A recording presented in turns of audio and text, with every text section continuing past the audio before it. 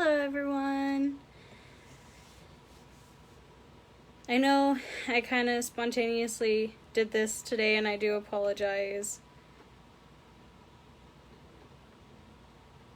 I'm going to give it a couple minutes to let people join as I get my final notes wrapped up, and then we will go from there.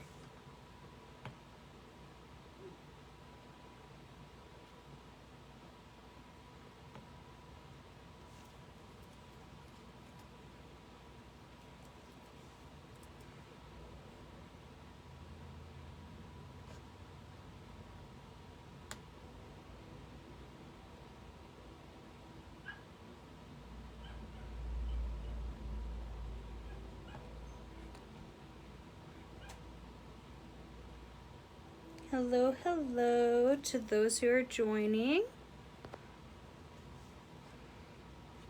Just gonna give it a couple more minutes and then I'm going to go ahead and start.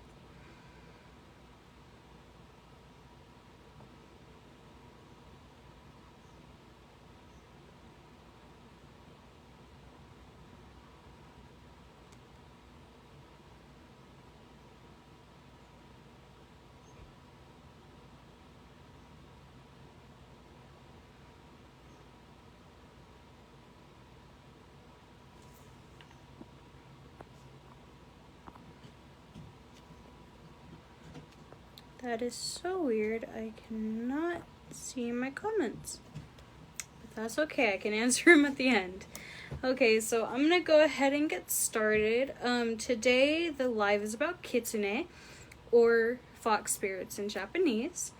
I'm going to talk about a little bit about the history, the other couple of cultures that have them in there besides Japan, and how to attract them, what happens if you get possessed by a kitsune, how to get rid of them, and how to work with them. So, kitsune are fox spirits that arrived in Japan in the late 7th century. Although the first signs of their arrival were modest, they flourished and soon were one of the staples of Japanese folklore. They did what their Chinese sisters failed to do. Like I said, they originated in 2 other cultures, and I believe it was Chinese first. But they are also in, I believe, Vietnamese and Korean folklore as well. So they were accepted as part of the official religion in Japan, as today statues of the rice god Inari's fox's servants are commonplace in Japan, and Inari himself is popularly believed to be a fox. So Inari is basically the main fox god that he doesn't control all of the kitsune, but he does control a good majority of them. In the voyage across the ocean, Japanese foxes also lost a few of the function which the Chinese foxes fulfill. For example, kitsunes are not poltergeists, and they rarely live side by side with humans in human dwellings. Japanese men do not have kitsune friends whom they visit at home or drinking parties and gossip, and the human world and the kitsune world do not intermingle as easily as they do in China. Kitsune are the outsider, whether as kami or as a demon, and Japanese stories do not reveal or explore their world. So, touching a little bit on the the men and the kitsune, it is said that the kitsune will disguise herself as a young woman and will try to seductively,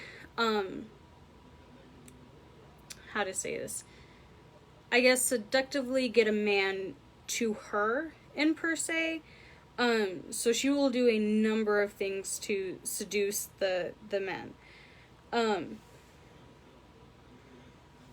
going to go over a couple of the words that you'll hear me say, along with what they mean.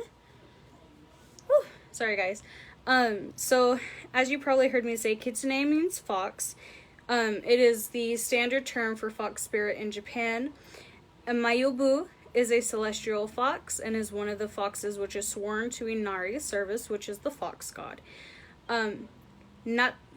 Nagitsune is the wild foxes. They are not sworn to Inari service and therefore are more capable of being benevolent and mischievous and evil and not very good to have around. And then the Yuko is the spirit fox. So, kind of like kitsune, kind of means like the mortal part of the fox, as for the Yuko is the spirit of the fox. So, moving on. If anybody has any questions, I do apologize as I cannot see the comments, but I will for sure be answering them after. So, again, I am sorry as I can't see the comments. Inari worship is a fox god of Japan. Give me 1 second. I had to scroll down, guys. I'm sorry.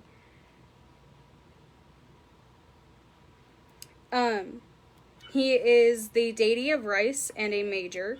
Closely associated with various Shinto deities of food, Inari can be depicted in either male or female form. Inari not only protects the rice harvest, he or she is also the patron of prosperity for farmers and merchants, especially those involved in rice productions and fisheries in Japan. Inari is generally associated with various manifestations of the Hindu goddess Dainki. Oh my gosh, I'm so sorry if I butcher these. Dakini or Dakintine. I am so sorry. Whose turn is associated with god of 5 cereals. In Japan, Daikokuten is one of the Japan's 7 lucky gods, as ventured as the luck-bringing protector of the earth, farming and farmers, commerce, and overall good fortune. So, again, like I said, Inari is kind of like the fox and rice god. In traditional artwork, you'll see a pair of foxes, typically with Inari. But the kitsune are also shape-shifting foxes as well, so they can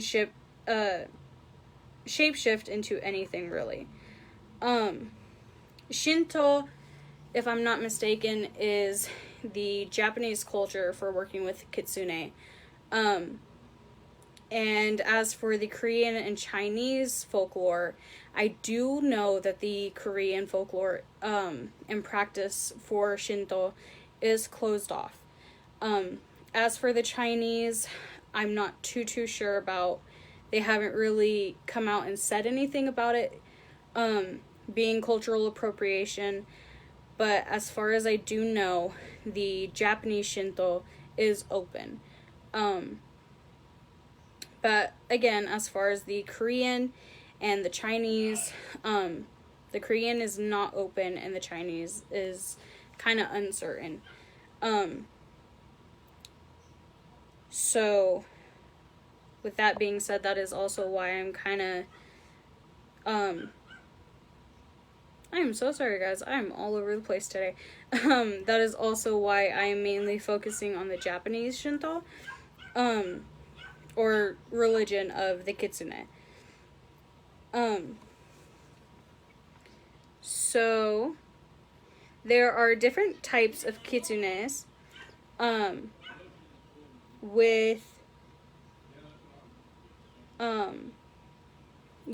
sorry guys. There are 13 types of kitsune. The 13 kinds of kitsune each have their own element, including heaven, dark, wind, spirit, fire, earth, river, ocean, and mountain. along with force, thunder, time, and sound.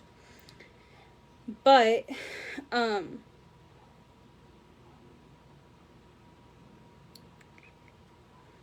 let's start with the good Japanese foxes. Zenko.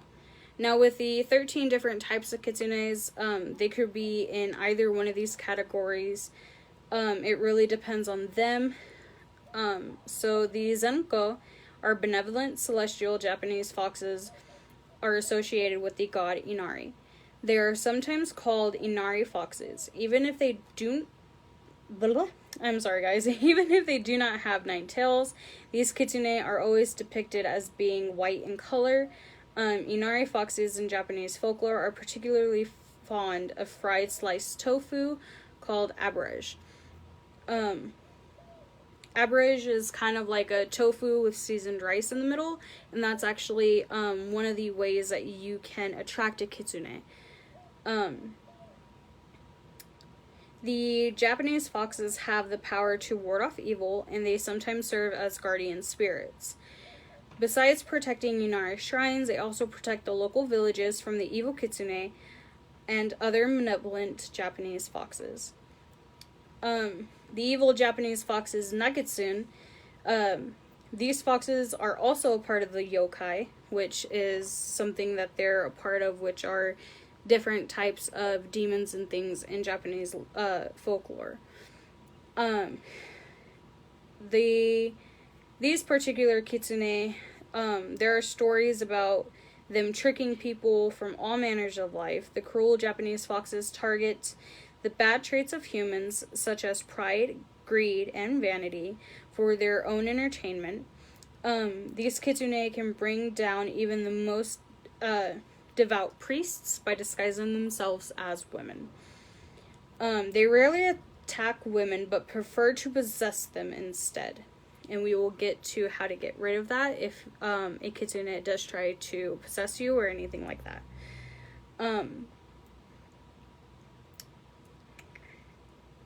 Again, they are shapeshifters, and they can disguise themselves as women, and they use their ability called foxfire to do so. And they will, again, lure unsuspecting men to their doom. There are also stories in Japanese folklore of kitsune falling in love with human men and choosing not to live out choosing to live out their lives. Oh my gosh.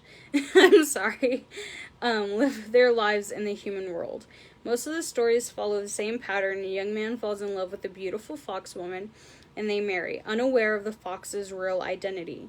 She proves to be a very loyal and good wife, but once the man discovers, mostly by accident, that his wife is a fox, she must flee to escape from the villagers. The most famous fox wife is Kuzuhana, which was the mother of a strong magic user, Abi no Semi.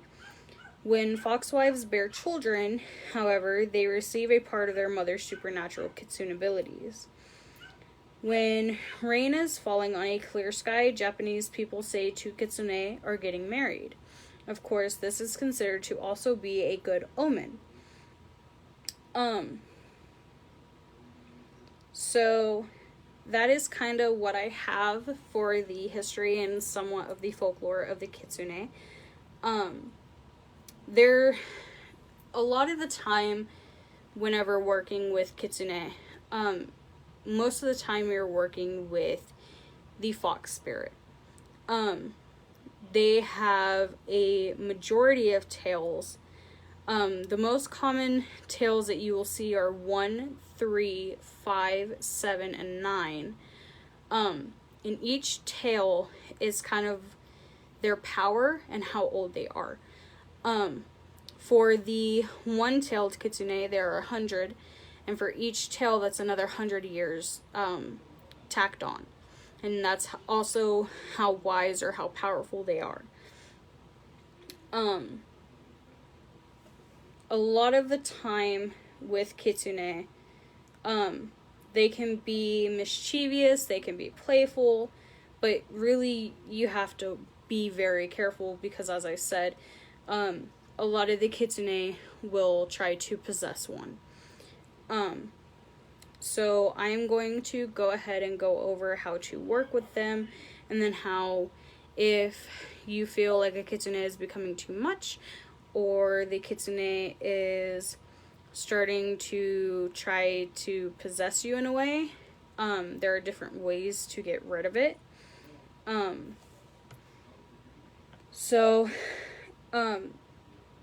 The way to attract a kitsune or a kitsune is try leaving some fried tofu on your doorstep. Of course, you could also spend time at a Inari shrine. There is actually one that I visit that is about 3 miles away from my home. There was at one point in time where I did have to go back to the Inari shrine to get the kitsune off of me. Or not really off of me, more of like putting it back where it needed to go. I do have a lot of kitsune artwork in my home to work with these spirits. An Inari shrine, again, is where you'll most likely find most of your kitsune, good and bad. A lot of the time, and you don't have to leave the tofu at your doorstep, you could also leave it at the shrine. Most of the time, people will say if you leave a piece of fried tofu at the Inari shrine and make a wish, the kitsune will actually take it to Inari and grant you your wish. Again, and I do apologize, if you are not actively emerged, but if you have little to no interest in the Japanese culture, or the Chinese culture, or the Korean culture, it'll be harder to attract a kitsune. Only because you really don't know what you're messing with. And a lot of the time you could get very badly hurt from trying to attract one, especially if you have little to no background on them. So I do highly recommend, please do your research, ladies, especially with working with the kitsune. Now, if you want to work with a regular fox spirit and not a kitsune, that is a different subject for a different time. But with the Japanese fox spirits, please, please, please be careful. Because like I said, kitsune possession can happen. It is not the best thing, especially with the methods on how to get rid of it. Typically, it'll cause quite a lot of commotion, actually. People have said that it'll change a person's eye color, and it won't be spiritual, changes. It'll be physical as well. Like somebody's eyes changing color. Spiritually, they will have a tail attached to them, or they will have, their energy is like really, really off or really potent when it's normally not. So I'm going to go over the different types of ways to get rid of a kitsune. Attempting to rid of someone of a fox spirit was done by an exorcism, often at an Inari shrine. If a priest was not able to do the exorcism, or the exorcism failed, alleged victims of kitsune possession might be badly burned or beaten in hopes of driving out the fox spirits. Kitsunes are afraid of dogs, because they have grown fear and hatred of them. Some become so rattled by the presence of them that they will revert back to a fox and flee. Not gonna lie, this is why I have dogs, guys. Just kidding. I love my fur babies. But again, kitsune are very, very dangerous, especially if you have little to no background on them.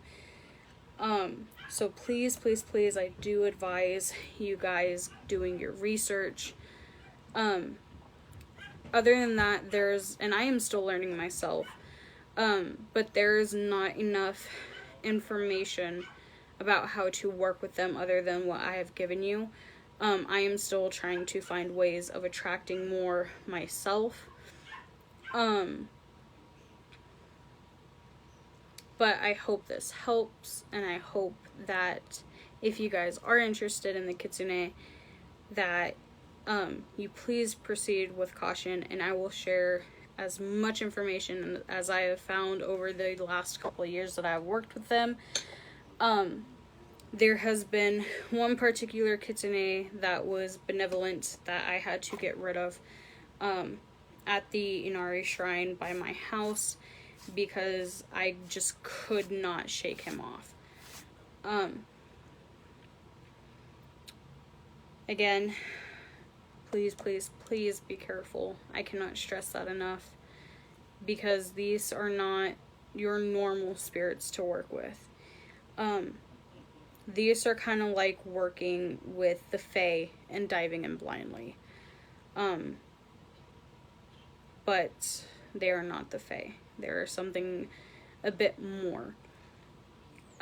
There are a couple of books out there, and I will gladly post them in the comments if you guys are interested. But other than that, that is all I have, my loves. Please have a lovely day. Blessed be and stay safe.